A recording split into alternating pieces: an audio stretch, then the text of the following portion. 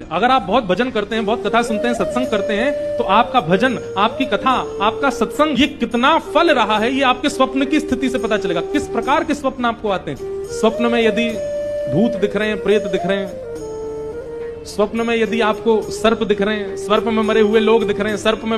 स्वप्न में बिना सर वाले लोग दिख रहे हैं, तो इसका मतलब क्या है?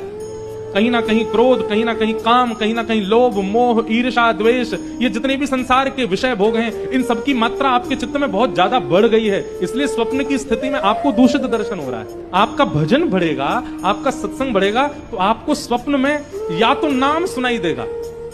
लीला दिखाई देगी, धाम का दर्शन होगा, वृंदावन दिखेगा, रामेश्वरम दिखेगा,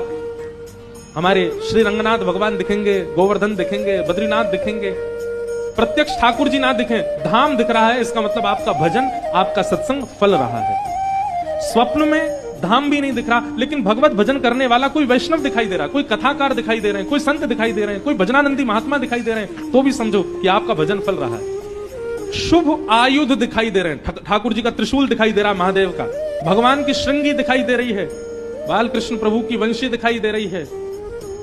ये आयुध दिखाई दे रहे हैं, या भगवान के शुभ चिन्ह दिखाई दे रहे हैं, तो भी आपका भजन फल रहा है। पीत वर्ण दिखाई दे रहा है, पीला रंग, श्याम वर्ण दिखाई दे रहा है,